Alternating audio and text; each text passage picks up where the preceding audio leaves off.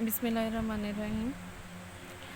First law of thermodynamics को हमने detail में डिस्कस किया, उसकी application, state function, enthalpy change, internal energy change, heat capacity, जो सारी उसमें से जो है इम्पोर्टेंट एप्लीकेशन ड्राइव होती हैं वो हमने डिस्कस की। अब हम फर्दर इसकी एफिशिएंसी या इसकी कारकर्दगी देखते हैं। तो हमारे पास है drawbacks of first law of thermodynamics. Means के फर्स्ट लॉ ऑफ थर्मोडायनामिक्स में कौन कौन सी कमियां थी जिसकी वजह से हमें नेक्स्ट लॉ जो है उसका जो है वो डिवाइस करना पड़ा। अब फर्स्ट लॉ ऑफ थर्मोडायनामिक्स हमें कंजर्वेशन ऑफ एनर्जी के बारे में बताता है कि एनर्जी जो है वो एक फॉर्म से दूसरी फॉर्म से कन्वर्टेबल है, और एनर्जी जो है ना क्रिएट होती है ना डिस्ट्रॉय होती है, हमेशा जो है एक फॉर्म से दूसरी फॉर्म में चेंज होती है। और नेक्स्ट है, इसमें दो हमारे पास इंपॉर्टेंट स्टेट फंक्शंस हैं, इंटरनल एनर्जी एंड एंथैल्पी। और ये इंटरनल एनर्जी और एंथैल्पी जो है ये इसकी इंपॉर्टेंट एप्लीकेशंस हैं फर्स्ट लॉ ऑफ थर्मोडायनामिक्स की। इसमें से जो है इसके बारे में इंफॉर्मेशन हमें मिलती है। लेकिन अब फर्स्ट लॉ ऑफ थर्मोडायनामिक्स किन किन चीज़ों को एक्सप्लेन नहीं करता। इसमें फर्स्ट है, जब भी कोई केमिकल रिएक्शन होता है तो केमिकल रिएक्शन जो है वो कंप्लीशन तक क्यों नहीं पहुंचता। जो स्पॉन्टेनियस के अलावा जो भी केमिकल रिएक्शंस हैं वो कंप्लीशन तक क्यों नहीं पहुंचते, इक्विलिब्रियम पर जो है वो क्यों सेट होते हैं, इसके बारे में फ़र्स्ट लॉ ऑफ थर्मोडायनामिक्स हमें कोई भी इंफॉर्मेशन नहीं देता। फर्स्ट लॉ ऑफ थर्मोडायनामिक्स हमें ये तो बताता है कि हीट जो है वो वर्क में कन्वर्ट होती है, लेकिन हमें source of heat and direction of heat flow के बारे में इंफॉर्मेशन नहीं मिलती कि हीट जो है वो किस बॉडी से किस बॉडी की तरफ मूव होगी, और हीट का सोर्स जो है वो कैसे प्रोड्यूस होता है या कहाँ से हीट जो है वो आती है जो कि वर्क में कन्वर्ट होती है। फिर इसके अलावा जो स्पॉन्टेनियस प्रोसेसेस होते हैं, नेचुरल प्रोसेस होते हैं, यूनी डायरेक्शनल होते हैं। ये एक ही डायरेक्शन में जाते हैं और इनको हम रिवर्स नहीं कर सकते। ऐसा क्यों होता है, इनकी रिवर्सिबिलिटी क्यों नहीं है, इस बारे में भी फर्स्ट लॉ ऑफ थर्मोडायनामिक्स जो है वो साइलेंट है, हमें कोई इन्फॉर्मेशन नहीं मिलती। फर्स्ट लॉ ऑफ थर्मोडायनामिक्स हमें ये तो बताता है कि जो हीट है, जो एनर्जी है वो एक फॉर्म से दूसरी फॉर्म में कन्वर्ट हो जाती है। लेकिन क्या ये कम्प्लीटली कन्वर्ट होती है या पार्शली कन्वर्ट होती है, या एक एनर्जी का कितना पार्ट दूसरी फॉर्म ऑफ एनर्जी में कन्वर्ट होता है, और किस एक्सटेंट तक इनकी कन्वर्जन जो है वो पॉसिबल है, इसके बारे में भी हमें कोई इन्फॉर्मेशन जो है वो नहीं मिलती। अब हीट और वर्क आपस में इंटर कन्वर्टेबल है, लेकिन जब हम एप्लीकेबिलिटी की बात करते हैं तो जब हम वर्क की बात करते हैं तो वर्क को हम टोटली हीट में कन्वर्ट कर सकते हैं, बल्कि जितनी भी फॉर्म ऑफ एनर्जीज हैं वो सब की सब कम्प्लीटली हीट में चेंज हो जाती हैं। लेकिन जब हम हीट से यूज़फुल वर्क जो है वो लेना चाहते हैं तो वो ऐसा पॉसिबल नहीं है। हीट हमेशा 100% जो है वर्क में कन्वर्ट नहीं होती, बल्कि हीट जो है वो उसकी कुछ फॉर्म जो है वो वर्क में कन्वर्ट होती है, और कुछ फॉर्म उसमें जो है वो सिस्टम में एक परमानेंट चेंज की फॉर्म में हमारे पास आती है, जो सिस्टम को परमानेंटली चेंज जो है वो करती है। सिस्टम या सराउंडिंग में परमानेंट चेंज लाए बगैर हीट जो है वो वर्क में कन्वर्ट नहीं होती। तो ये इस बारे में जो फर्स्ट लॉ ऑफ थर्मोडायनामिक्स है हमें इंफॉर्मेशन नहीं देता कि ऐसा क्यों है, और हीट इंजन जो है उसकी एफिशिएंसी 100% क्यों नहीं है। फिर नेक्स्ट ये कि जो नेचुरली एक्रिंग प्रोसेसेस हैं वो इक्विलिब्रियम स्टेट तक जो है वो पहुंचते हैं, इक्विलिब्रियम की पोजीशन पर जो है वो क्यों जाते हैं, और ये जो है कंप्लीशन तक क्यों नहीं जाते, इस बारे में भी फर्स्ट लॉ ऑफ थर्मोडायनामिक्स जो है वो साइलेंट है। तो ये वो ड्रॉबैक्स थे या शॉर्ट कमिंग्स थी फर्स्ट लॉ ऑफ थर्मोडायनामिक्स की, जिनको जो है नेक्स्ट ज़रूरत महसूस हुई, second law of thermodynamics device किया गया, और उससे जो है हमें इसकी इंफॉर्मेशन जो है वो मिलती है। नेक्स्ट है सेकेंड लॉ ऑफ थर्मोडायनामिक्स।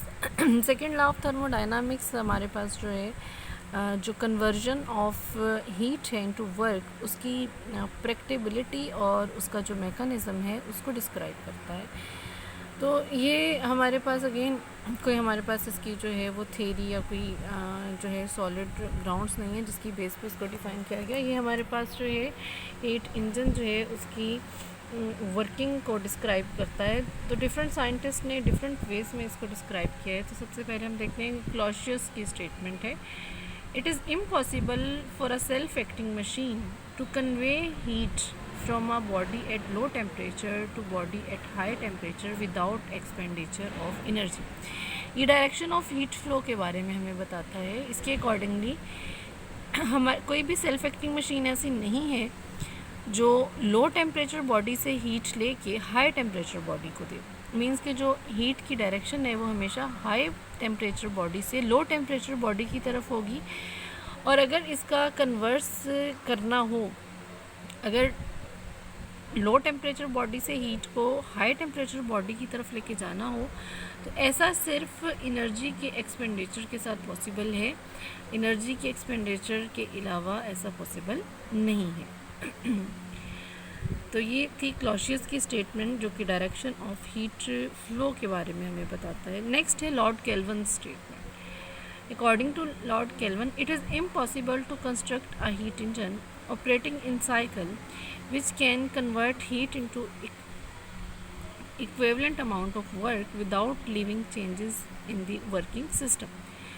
ये हीट इंजन की वर्किंग के बारे में हमें बताता है और इसके अकॉर्डिंगली हम कोई भी ऐसा हीट इंजन जो है वो नहीं कंस्ट्रक्ट कर सकते जो कि साइक्लिक वे में ऑपरेट करे और हीट को वर्क में कन्वर्ट करे, लेकिन इसके साथ साथ वर्किंग सब्सटेंस में कोई भी चेंज ना हो. मींस कि जब भी हीट वर्क में कन्वर्ट होगी उसके साथ साथ जो वर्किंग सब्सटेंस है या वर्किंग सिस्टम है उसमें कुछ परमानेंट चेंजेस जो हैं वो ज़रूर आएंगे. मींस कि हीट को 100% हम वर्क में कन्वर्ट नहीं कर सकते. ये कुछ हमारे पास जो है इनकन्वर्टेबल फॉर्म में भी आती है.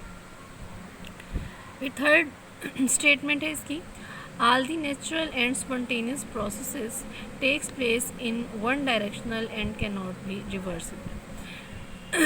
जो भी नेचुरल प्रोसेसेस हैं, स्पॉन्टेनियस प्रोसेसेस हैं, वो एक ही डायरेक्शन में जो है वो जाते हैं और उनको हम रिवर्स या उनको हम उलट नहीं कर सकते.